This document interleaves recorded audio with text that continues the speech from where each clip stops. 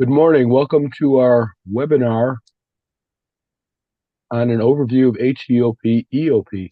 We will get started in a couple minutes as people log in. We've got quite a few people who've logged in already, but it's only 9 o'clock, so in a couple minutes we'll get started. If you have any questions or comments, you can put them in the chat box. And just as a reminder, we will be recording this meeting, and we will share the link to the recording after the meeting. See you in a few minutes.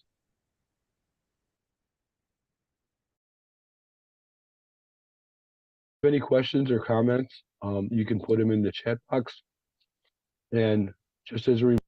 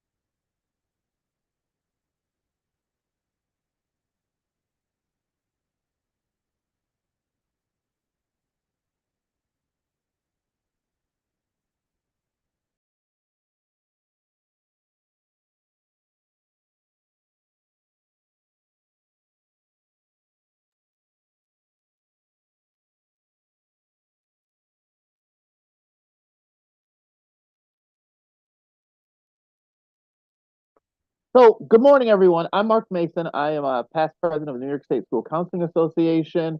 I welcome you to join us for today's webinar. I think you're going to have a wonderful time.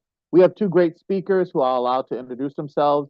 They work for both a private college and also they work for the SUNY system. So you're really going to get a treat today. In fact, that you will hear from the experts in terms of what HEOP, EOP has to offer for our students. Every time I talk with them, I learn something new and exciting. You'll get to hear about the updates in which that we have coming from the SUNY system and also coming from the private school counseling side, so that you'll be able to share more with your students. So I turn it over to Cheryl Hamilton, who will start us off.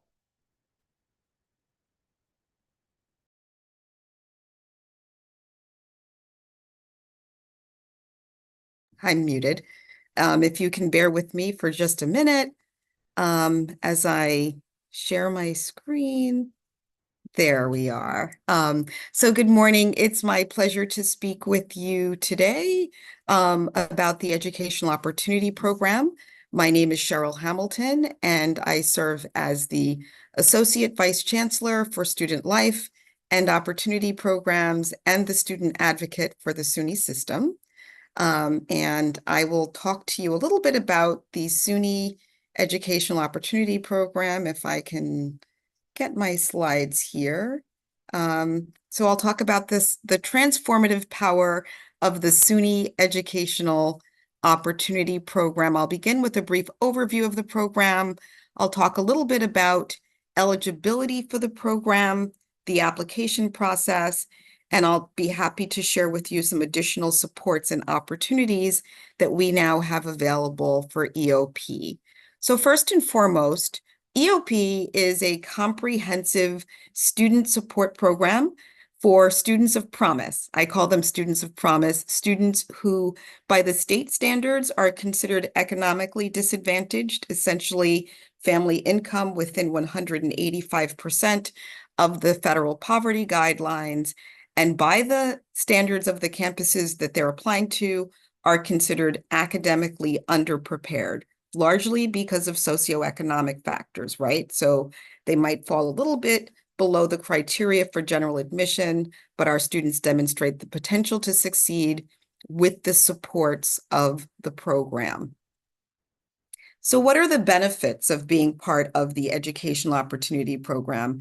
First and foremost, students entering our campuses through EOP are able to participate in a mandatory pre-freshman summer program. The program really prepares our students for success. Many of our summer programs actually give students the opportunity to earn credit at that particular campus even before they start their freshman year. but more than anything, it's an opportunity to get to know the institution, to get to know the faculty and staff with whom they will work.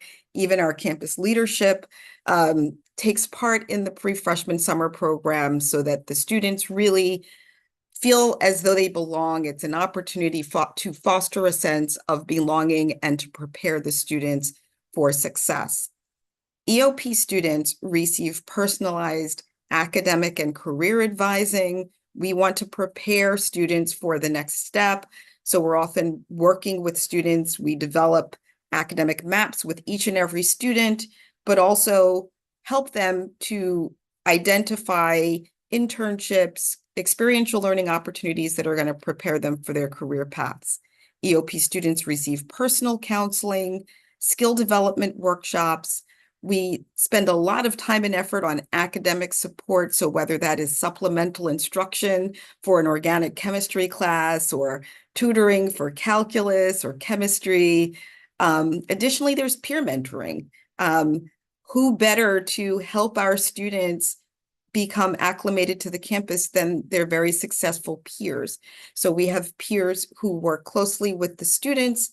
Our students also receive financial assistance for non-tuition costs. So for our EOP students, generally, their tuition is covered by TAP. Most of our EOP students are, full TAP eligible, full Pell eligible. And then beyond those grants, students receive an additional EOP grant. Last year, we were able to increase the average award to $5,500 per student. So that's $1,000 more than the previous year. We anticipate increasing it even further for the fall 2024, spring 2025 semester. One of the great things about our New York State Opportunity Programs is that our students actually receive 10 semesters of funding. So should students need to be enrolled for an extra 2 semesters or over a summer, that additional funding is available for them. I think one of the best things about EOP is the shared sense of community. EOP is a family. Students work closely with their counselors. I like to say that we're a small, close-knit family of about 9,000 students and 200 staff across 55 campuses, and 85,000 alums. And there's a lot of sharing and connecting and networking among our EOP students. So what is the eligibility for EOP? Essentially, EOP and all of our New York State Opportunity Programs are open to New York State residents who have earned a high school diploma or the equivalent. For our state-operated campuses in particular, students have to be academically ineligible for admission under the traditional admission standards. So students who fall a little bit short of the criteria, but demonstrate the potential to succeed with the supports of the program. Students need to qualify as economically disadvantaged. Again, we're looking at family income within 185% of the federal poverty guidelines, and students must be willing to enroll as full-time students. So here I've provided the income criteria essentially for a family of 4. We're looking at a maximum family income of $55,500, just as an example. There are some circumstances under which the income guidelines do not apply. If a student is coming from foster care or is established as ward of the court, those students would not need to submit the economic documentation. They would just need to verify that they are in fact coming to us from foster care. Additionally, students whose families rely solely on public assistance, if they are providing that public assistance documentation, they would not need to prove the family income. So how do students apply? I think the first thing that students need to do is to contact the EOP offices or the admissions offices for the campuses to which they would like to apply, just to ensure that the campuses are offering EOP, to get a sense of what the criteria is for that particular campus. Or students can go to our SUNY website, and I've provided it here. On the website, we provide a breakdown of the EOP profile for each individual campus. So the criteria for Stony Brook would be very different from the criteria for Broome Community College, just as an example. So you can actually go to our website and take a look at what the EOP criteria is for each campus. What is the same across all campuses is the income criteria. So we would encourage students to begin gathering their income documentation. The type of documentation that a student would need to submit really varies based on the family circumstances. So if it's, one income earner, and it's just taxable income, just the family tax form. If the families received public assistance, then certainly the public assistance documentation. Again, that information exists on our EOP website. There is a breakdown of the types of documentation you would need to submit based on your family circumstances. Students can apply for EOP through the SUNY app or through the Common App just by checking yes, that they are interested in the Educational Opportunity Program. Students will be reviewed for both academic and then economic eligibility for the program. So what are some of the additional supports and opportunities that are offered through EOP? I already talked about the pre-freshman summer program. Additionally, I want to share through our office, we also have the Foster Youth College Success Initiative. So again, if you have students who are coming to us from foster care, we now have over 700 students in the SUNY system who are coming to us from foster care, who actually are receiving pretty much full funding for tuition, room, board, fees, year-round housing if that's needed, but also there's a really strong network and wraparound supports to ensure that these students can be successful. One of the things, I think this is like one of the hidden gems of being part of our New York State opportunity programs. Should our students choose to stay within the SUNY system for graduate or professional school, or even if they're coming to us from our private colleges, and you'll hear from my colleague in HEOP, should they choose to enroll in participating graduate or professional schools, students will qualify for financial assistance through the Graduate Opportunity Program or the Economically Disadvantaged First Professional Study. The First Professional Study Program is for students going on to medical school, dental school, law school. We have each of those in SUNY, and there is financial support available for that as well. Just want to share some new opportunities available to EOP students in SUNY. Just a couple of years ago, we launched the Pre-Medical Opportunity Program. So for EOP students interested in pursuing careers in medicine, we provide some additional wraparound supports, including summer programs on the campuses of our SUNY medical schools. Students receive mentorship, clinical exposure, assistance with MCAT preparation, workshops, and academic coaching. We've had several of our students who participated in the first cohort who are now enrolled in medical school. So really happy to see that program grow and flourish. We additionally have EOP ambassadors. Some of them may have been your students. So we have 25 students across our SUNY campuses who mentor their fellow EOP students. They're often involved in our recruitment efforts. So if ever you are looking to have a student speak with your high school students about SUNY and about EOP, don't hesitate to reach out to us about our EOP ambassadors. And additionally, they serve in an advisory capacity to our chancellor.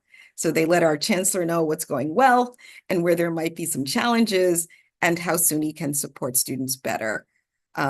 Just a picture of some of our ambassadors here, and I would love to direct you to our SUNY website that has additional information. At this point, I am pleased to turn it over to my colleague, Shahaya. Thank you so much. Oh, excuse me. Thank you so much, Cheryl. That was a great presentation. Now I'm not so excited that I'm going after you. But this was wonderful. And I think give me 1 minute to get my PowerPoint ready. There we go.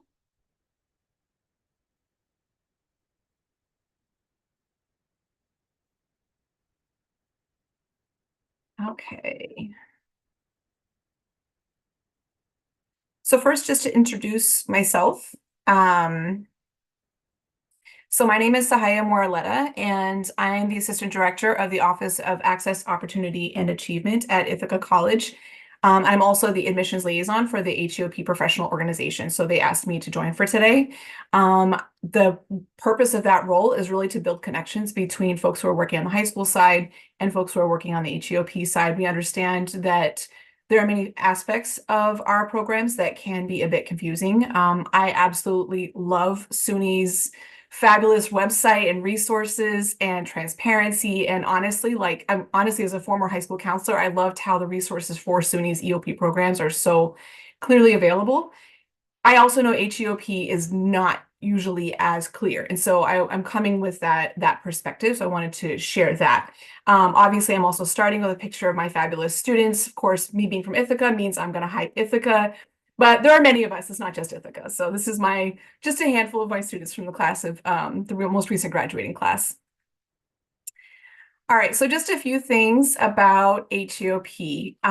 So very similar to SUNY, I often tell my students that EOP and HEOP are kind of like siblings or cousins. We're very similar, and we come from the same initial state grants.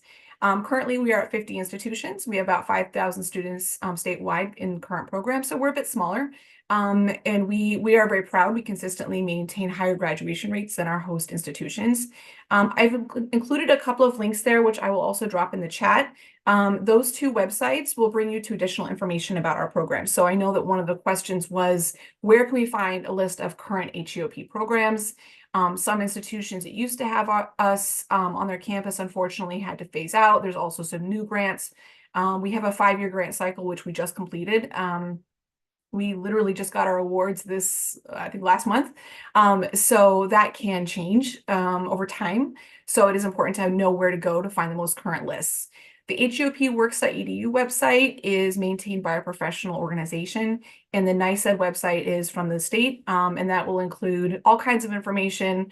If you want to really dig into it, you can even find our RFP, which is basically all of the rules we have to follow if you really want to understand what we're doing. So I just wanted to encourage you to check out those two websites.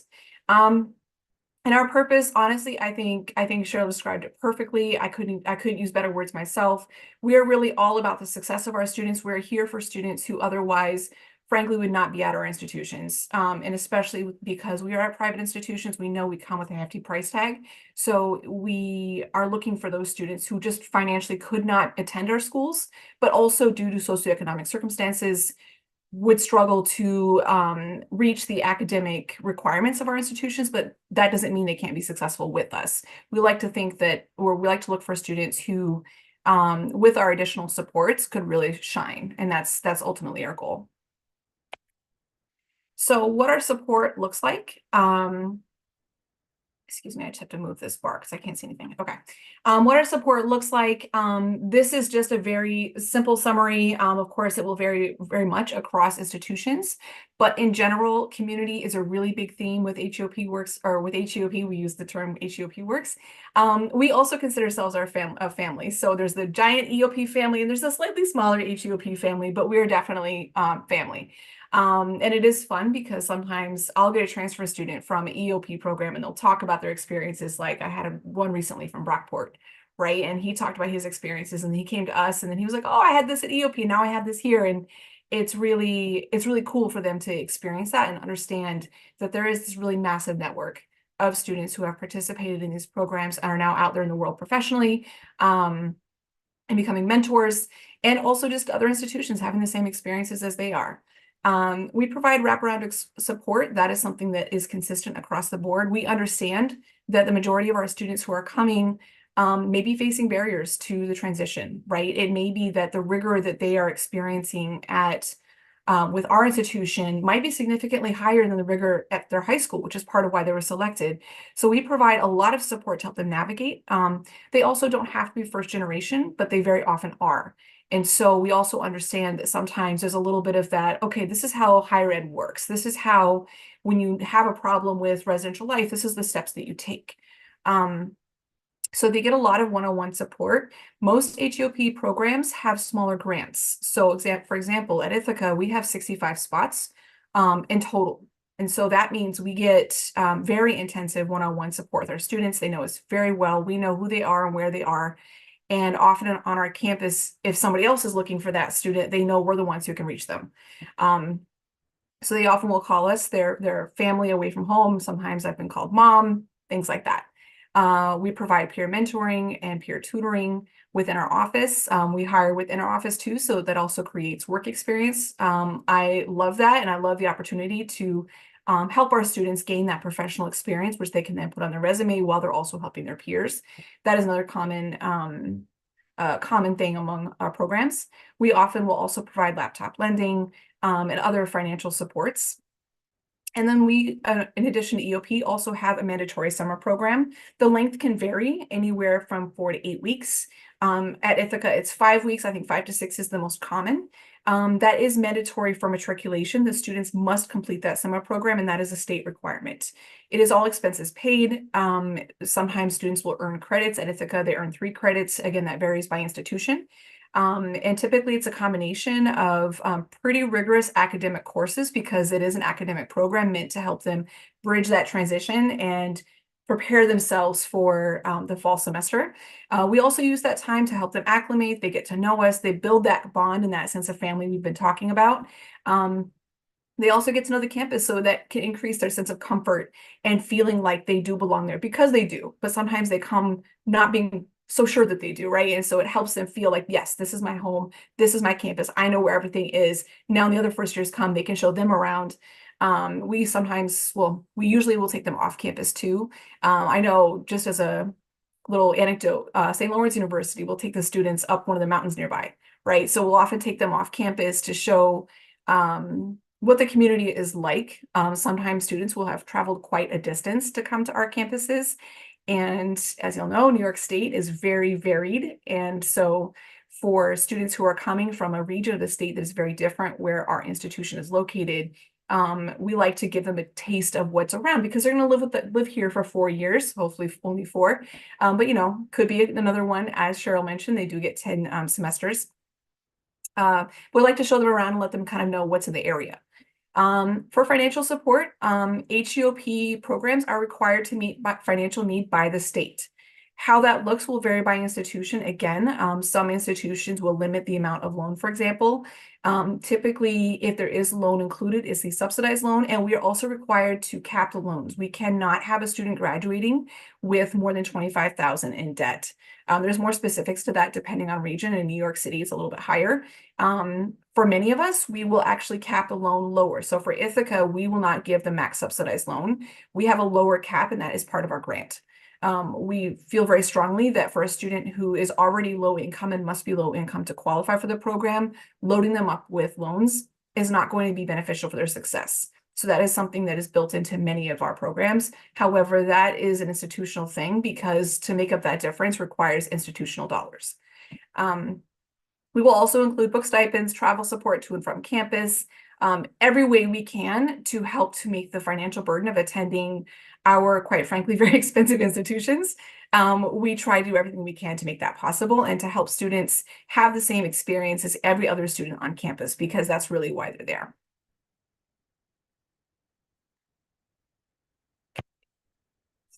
My slides are not forwarding. There we go. All right. For eligibility, again, very similar to EOP, they must be both academically and financially qualified, and they must be New York State residents who have excuse me, received a high school diploma. A couple of specific notes on that. We cannot accept a student who is transferring in more than 15 college credits while they are in high school. They can be dual enrolled. Typically, if they're dual enrolled and they're getting high school credit, we will not consider those college credit, at least for the purposes of transferring in those credits. However, please note, if they are in STEP, LPP, My Brother's Keeper, Smart Scholars, Early College High School, or New York State P-TECH, and they have credits from those programs, then we can make an exception for that 15 credits rule. Otherwise, unfortunately, we cannot admit them into HEOP, and this is a state requirement. There was a question on undocumented student eligibility. That is determined by the institution because the additional cost of funding that student, because we are held to the meets need requirement, the institution will basically be responsible for replacing all of that federal aid for 4 years. And so not every institution, frankly, has the funds to do that.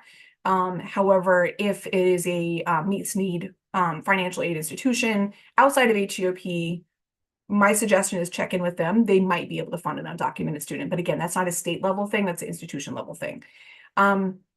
So as Cheryl mentioned, they must be ineligible for admission and show potential for success. That criteria is set by each institution. So the definition is set by the state, but the criteria is set by the institution.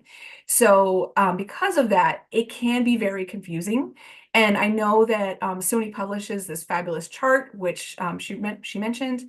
For HEOP, we do not currently have a chart like that. We definitely recommend that you speak to the admissions office for the institution, or the student speak to the admissions office for the institution they are interested in to understand the academic criteria. I will tell you, working at one of the institutions that is very holistic, it is not always most clear. For example, we have 5 colleges. Admission criteria for each college is a little different. We are test optional. We do not look closely at the SAT, although students can submit it. And we are deeply holistic. And that means if you ask for a GPA range, it is going to be a very wide range. And we may regular admit, or we may HEOP admit students within that range. So I know that is can be confusing, but that also allows us to look for students and find students for whom the GPA might not be the whole story. And that's why we do it. So we definitely encourage you to reach out. And one nice thing about some of our smaller colleges is that it may be easier to get someone on the phone and have that conversation. And I definitely encourage you to do so. Just a really quick mention about transfers. They must be coming from another New York State Opportunity Program. They must have started in that Opportunity Program. Okay. This is actually a slide that I use when I do training for the Ithaca Admissions Office. So I wanted to share it because some of these things may be coming up, and then you may be thinking, hey, is this a student that might be a really good fit for the Opportunity Program, or a question? So on the caution side, on the right-hand side, those are some of the things that I have often heard come up that people may have questions about or have heard, and I wanted to clarify those things. So starting bottom to top, we are often referred to as a scholarship program because yes, if a student is admitted into HEOP, for many campuses, that is the best financial aid package you can get on that campus. But we are not a scholarship program. The main difference is that our funding is through grants. That means you don't have to have a minimum GPA to get it, which is typically the case for a scholarship. It is not merit. This is meant to create access. And then for the financial eligibility, we are looking at history versus current. So that one can be especially difficult. For example, if you have a student who historically would not have financially qualified, but just this year, their senior year of high school, their whole financial circumstances changed, that doesn't mean we can qualify them for HEOP because we have to look at the prior year, which is the same year that FAFSA looks at. And another note is if you are in a high-performing school or district, that doesn't mean you don't have HEOP candidates. You might have fewer, but it doesn't mean you don't. And so that is another thing that a lot of times, especially when I'm training my admissions counselors, I'll note to them, you might be looking at a high school where the majority of the students, their finances are going to disqualify them, but it doesn't mean there aren't students there. And we want to make sure that we offer this opportunity to every New York State student who could qualify. And then finally, race is not a factor in consideration here. This is based on all the other factors we mentioned. In terms of indicators of eligibility on the left-hand side, these are some of the things that if you're meeting with students and you're wondering, hey, is this student potentially going to be considered by the colleges? look for these things. And if it's something you can include in your recommendation letter, for me, I definitely appreciate it, especially because for Ithaca, we don't have a way for students to directly apply for EOP, or excuse me, HEOP. We identify them within our admissions office. So wherever there's an opportunity to flag some of these things for our admissions team, it really helps us to find those students. So let us know if any of these things are going on in that student's life. Are there significant educational disruptions that have happened that have influenced the student's grades, for example? If you know that the number grade on their transcript isn't really indicative of the experience the student has had in their high school and their preparation for college, let us know in a way that, in whatever way you can, because that helps us to identify this student as in need of support and therefore eligible for our program. All right, I'm going to briefly share a couple of students, and these are real Ithaca students, so I've removed information. But again, coming from the many questions that I've heard over the years and the questions that I had when I was a high school counselor, I wanted to share some examples to help explain what I mean by holistic eligibility or holistic admissions and eligibility. So this is a student that we admitted a few years ago. He attended a high needs high school, and as you can see, it was a PBAT school. So in Ithaca, typically we'll say that for general admission, again, there's a range, but usually we're looking at around, if you're around that 83 to 84 GPA, that's around the line where our admissions office might be considering you for HEOP. You can be above, you can be below. As you can see, this student's high school GPA was a 77.5. In that cycle, that was on the low end for our GPAs. We did not have very many that we were seriously looking at that were below 80 that year. However, when I looked at his transcript, there was a huge difference. This student had many failing grades, took a whole year off. His first couple of years of high school were extremely rough. But in his story, I saw that he experienced significant trauma. And the story he told was one of resilience and taking control of his academics and making hard decisions to get himself back on track. And his last 2 years of high school, he thrived. His grades were phenomenal. I saw this incredible upward trajectory. And it was very clear that he was really, one, had a lot of ability that his high school GPA did not reflect if you just looked at the number, but also had a real drive. The other aspect that was important was looking at what the Common Application shared with us about his family circumstances. So we saw the fee waiver eligibility. He shared his parents' level of education, which may or may not be an indicator, and also significant family responsibilities, which also tells me usually when there's significant family responsibilities, that's because the parents are working a lot and they can't be at home, which often is an indicator of lower income, not always, but they also can't pay for childcare. And so this was also telling me this is a student who was able to handle these things once he kind of figured himself out and was also able to really excel in his last few years of high school. This student is absolutely thriving as one of the top students in our program right now. The next student, much higher GPA coming out of high school, but other circumstances, right? And so this is a school where, in this case, I was aware of some grade inflation happening at that high school. This is something that is not a criticism, it's just something that we have to take into consideration, that this is how the school operates. It's fine. That helps us to understand how that student's grades are going to translate into their experience in college. This student was a relatively recent immigrant, so we also understood that may have been, that was some educational disruption, and they had not had the full high school experience. And they also lived with a guardian, and there was no parental information, so there was pretty clearly some financial eligibility there. This student is also thriving, has been an excellent fit for our program, and 100% did need our support despite the much higher GPA. So I wanted to share those two because of the many questions that we get about how that is determined. All right, so I wanted to get a little bit into the process. There were some questions about admission decisions, and so I'm going to somewhat respond to the questions that were submitted during registration. This will vary by program, but generally students should apply early action or regular decision or rolling, depending on the institution. There are some institutions that are moving to early decision. Not many are doing that. I have heard St. Lawrence mention they're experimenting with that. I'm not thinking, I think potentially Hamilton, but definitely communicate directly with that institution. The tricky thing with early decision is that we have to do our financial verification process.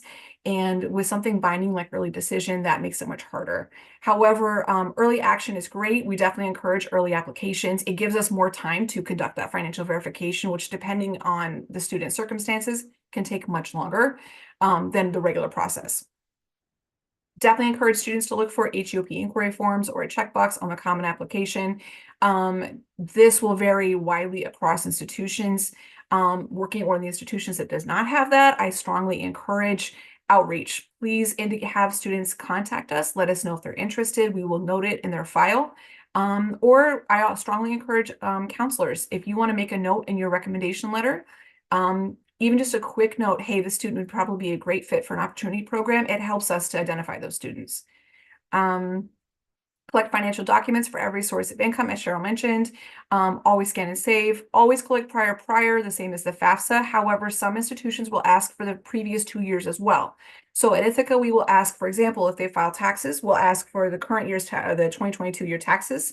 Adjusted gross income, we will also ask for the adjusted gross income only for the previous 2 years. However, I know at RIT, they will ask for a full tax packet for 3 years, the prior year and the 2 years before that.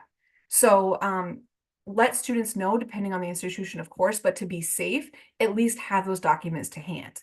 A note on the tax documents, at least for now, and the new FAFSA might be changing this, but for now, taxes must be signed. And the entire tax packet needs to be collected. So I have had to reject many students this year, not reject, but put on hold many students this year because they uploaded the first 2 pages of their taxes, but they did not include their Schedule 1, their Schedule C, their Schedule E. Well, if their parents have income that is reported on those documents, we have to look at those too. So please ensure that if you're talking to students about this, even if they don't know what all these things are and it's a ton of pages, they need to send every single page for their tax packets. The other thing is, in terms of sources of income, that can get confusing as well. The rule of thumb is, if they have income for something, we need to document it. Yes, if they get public assistance, that means they're essentially going to automatically qualify, but we still have to prove they get public assistance. So we still need that document, and the state will hold us accountable for those documents. So we have to collect them. And then please encourage them to watch their emails. Most of us will communicate through email almost exclusively. Sometimes we'll do phone outreach, but when we're reviewing hundreds of applications, we can't realistically do that through the phone. So we're going to be sending emails. A lot of times they're automatically generated. Students need to be asking for those, and that's how they fall behind, is they miss the emails and they don't respond. Most of us do require interviews, not all. I know Cornell does not require an interview, for example. Some will require additional essays or evaluations. And just to emphasize, the selection criteria does vary by institution. I know there have been many requests for a form similar to the SUNY form that shows the GPA range for each institution. It is not something that we have been able to provide. We are talking about it again. So maybe at some point we'll be able to share that. We do understand how it could be helpful, but it can be tricky for us to provide all that information because we're all separate institutions, and then that of course requires approval from each institution to share that information publicly. So I wanted to also share a little bit about the process. This is how it's done at Ithaca. Again, it's different at other schools, but just so you have a visual to kind of show like the step-by-step process of how that review looks. So for New York State, admission readers will all flag. They're all trained for possible candidates and sometimes out of the state. So I have a candidate right now in my pipeline who's at a boarding school in Massachusetts. So that's why we do train our entire admissions team, because the student is a New York State resident who is attending boarding school who may meet the criteria. We then conduct a second review for academic eligibility, and sometimes admissions sends us students that we disagree with, and we're like, no, we don't think the student's going to really be a fit for our program, and we send them back. We then, after we move them forward, we then conduct financial eligibility review, which, depending on the student's level of preparedness and responses to emails, can move through in a week, or I've had students that have sat for over a month. So that really can vary. At Ithaca, we look at it, we have an institutional questionnaire that students must complete, and that tells us which documents to request. And when we receive FAFSA, we will use that to verify their eligibility. In a typical year, we look at FAFSA first. And then we invite about 40 to 50 finalists to interview on Zoom. This year, we interviewed in New York City. We met 13 students on a Saturday in New York City. We will hopefully we'll be doing that every year, and we would like to also expand that to an additional upstate interview day as well next year. And then at Ithaca, we have a reduced deposit. So regular admission student to deposit at Ithaca is $400. For HEOP, it's $40. We also offer visit assistance. So if a student would like to visit campus for one of our accepted student days, they can contact our office for assistance paying for like a bus ticket, for example. So we try to do everything we can to help a student make a wise decision. And then I know there are many questions about FAFSA and how is FAFSA impacting all of us. Yes, FAFSA is impacting everybody a lot.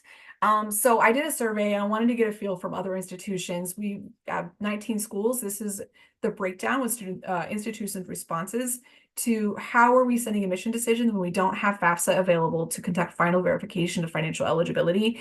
As you can see, the majority of institutions, including my own, will be sending conditional admits. So essentially that is, we love you, we want to accept you, we think you're going to qualify, we are almost there, we just need to see your FAFSA to finally verify. And once we receive that information from the federal government, then we will use that to 100% verify your admission, and then the students will receive that final letter.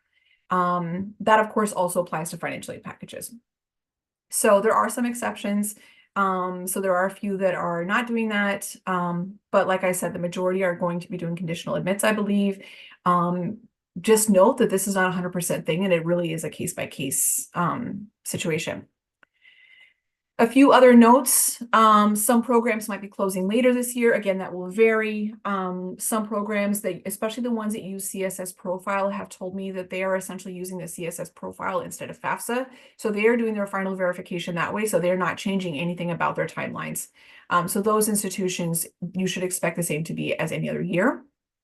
For those of us like myself, we are not using CSS Profile. So we are requesting a lot of financial documentation because we need to make sure that we are covered. What we don't want to do is admit a student and then find out really late that they do not actually financially qualify. So we are trying everything we can to avoid that, while at the same time knowing students need to know. They want to know that they're wanted by us, that we like them. And so they have a chance to really think about that and make a decision. Many of us are also offering conditional financial aid packages. So what that usually looks like is the institution has created a financial aid estimator. And if students fill it out the same way they completed their FAFSA, it should be relatively accurate. At Ithaca, they receive an email encouraging them to complete that included with their HEOP admission decision. We just sent out a bunch of them yesterday. So they are able to fill that out, and then the institution will assemble an HEOP specific aid package that should be relatively accurate. And please understand, emphasis on the should, because we are all trying to invent this process as we're adapting to the changes in FAFSA that are basically happening real time. So we're doing the best we can. And then finally, the list on the right is not a complete list. This is just based on the respondents to the survey I sent out. So please know it doesn't cover all HEOP institutions, but based on the responses, these institutions indicated that they will expect to be still accepting applications well into, for some of them, into May and June, but definitely past mid-March. So in case anybody has some students who might be interested in these institutions and you're like, well, they haven't even submitted an application yet, they should still be able to at least submit applications. And to just clarify what that looks like, I do recommend, of course, contacting that institution. For the rest of us, many of us are still making our admission decisions, but we'll be working with the application pools we already have. So if you know a student has already applied, but they haven't received a decision yet, it's likely they're still under consideration, which is definitely the case at Ithaca. All right. Thank you so much for your time today. I know I talked really fast. I wanted to make sure to get everything out to you all.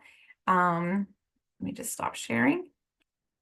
And I'm going to drop the links in the chat as well as my contact information if anybody has any follow-up questions.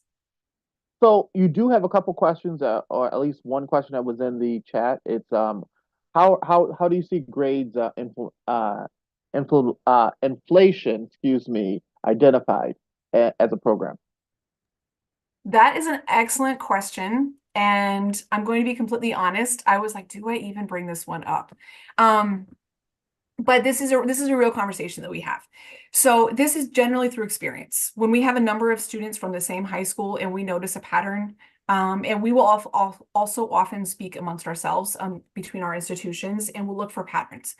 That is the only way that we have to identify that on our end. If we, for example, I have a couple of high schools where I have one student in my cohort each year for the last 4 or 5 years from that high school, and I started to notice patterns in their preparation level.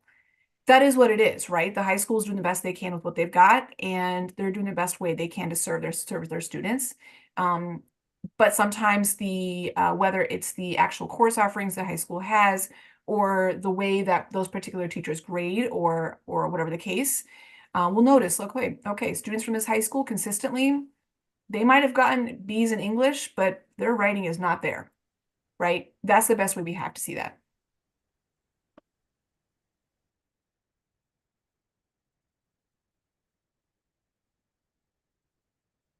So another question in which that just came into me, wondering if you both could share, and I know this is not a complete list, but if you have a complete list, if you could share it with us in terms of uh, programs that are still looking for students and still accepting students. I know that we have some students who are just have not found the right fit of school so far, and they probably would qualify for EOP and HEOP. I would say on the SUNY side, almost all of our institutions are still looking for students. Aside from Stony Brook, where I spent most of my career, almost all of our Stony Brook fills up before everyone. I will say that. Almost all of our institutions are still looking for applicants. So if you have students who've not yet applied, please encourage them to do so as soon as possible. Please encourage them to complete their FAFSA as soon as possible. I will also say on the EOP side, we have the EOP financial information form that requires students to submit documentation of income. So we are not necessarily dependent on the FAFSA this year to review students for economic eligibility. However, students will not be fully packaged for financial aid until after they've completed the FAFSA. And just adding also, I did not mention when I said that we're now on 55 campuses, SUNY Sullivan is our newest campus. So they will be bringing in their very first EOP class this year. Always exciting when there's a new institution offering one of our programs. So I just dropped 2 links in the chat. Those are the ones I mentioned during my presentation.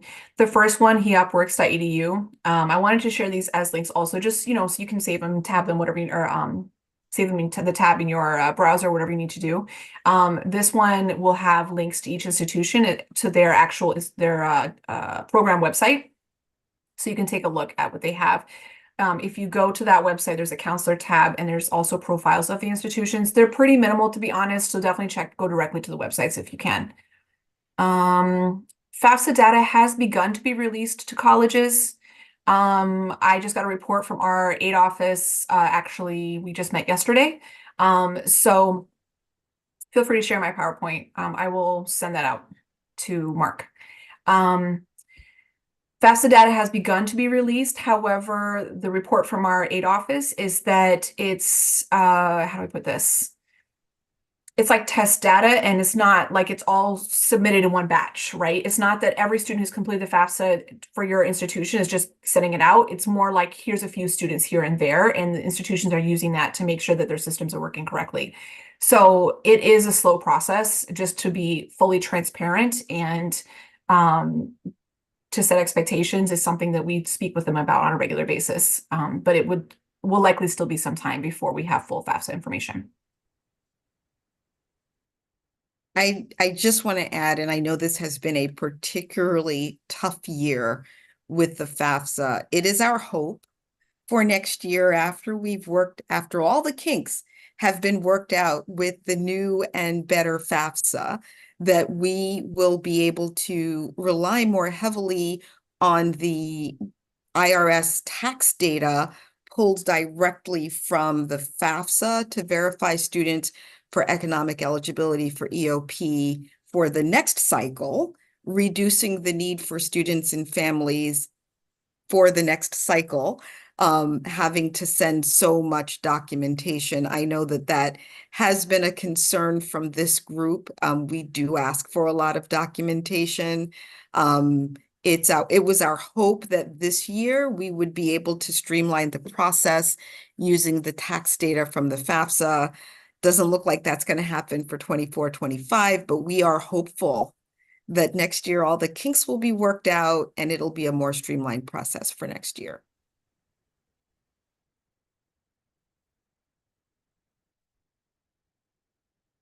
So there is another question that just came into the chat. It's how do you do recommendations that we get the information to students most efficiently and accurately? Most of our students and families in our district do not do anything about know anything about the program. I'm not sure who wants to tackle that question. I can throw out a suggestion. It's Okay. going to vary quite a bit depending on all the factors. My suggestion, if I were you, if you do parent nights, include a presentation about this in the parent nights. And you can often get, if you have a local institution that has one of our programs, you can often get them to come out and just speak to the families briefly. It's something that I know I mentioned before, I was a counselor, and I often reference my experiences as a counselor on the high school side in the work that I do now. That is something that I did that was especially helpful, because then I didn't have to be the expert in it, right? They can be the experts in it, and that makes it more feasible for you in terms of the lift, because everything is a ton of work, right? So I would definitely recommend reaching out. So like if you're in Buffalo, honestly, contact Fatima at Canisius, for example, right? She's the director at Canisius, or Tiffany at Damon. They're wonderful. Ask them, hey, can you come and speak to my students? Usually if the timing can work out in logistics, they'd be happy to. And again, I'm willing to offer absolutely the same. If you are interested in having anyone from my central office team or from one of our campuses to present at, a parent night, we're happy to make our team available. Also, sometimes students respond better to students. So if you're interested in having our EOP ambassadors present, they're happy to do so. During the winter break, they all present at the high schools from which they graduated. And they also present at some of the high schools in their communities. So if you would like to be included in that moving forward, definitely let us know. And we're happy to send our ambassadors. Very good. Are there any other questions out there? Oh, I did get another one in right now. I think a person is looking to connect. So we will send this PowerPoint out from both Cheryl and from Saya to you very shortly. The actual posting from this webinar has been recorded, and that will be shared with you very soon. Actually, I'll turn it over to Dr. Rotunda here. Thank you, Mark. Thank you, Cheryl. Thank you, Sahaya. This is very good. I worked in the middle school my whole career, so I know very little about this, but now I know a lot more. I'd like to introduce Donna Craig, who's our BP secondary. Just say hi, Donna. She's waving over there. Okay. And she helps organize these secondary. Sorry. She helps organize these secondary presentations for us. Let me go back to my PowerPoint real quick.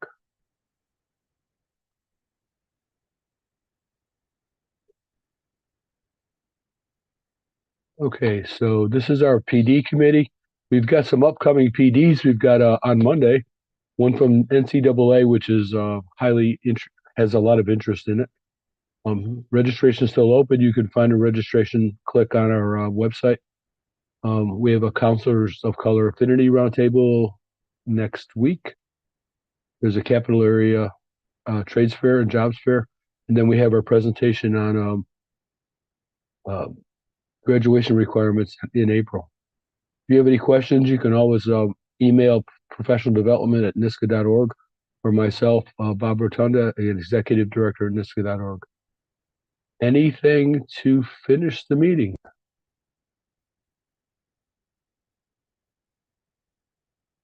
Again, I'd like to thank Cheryl and Sahaya and Mark and Donna and everyone who made this happen. It's been a great morning.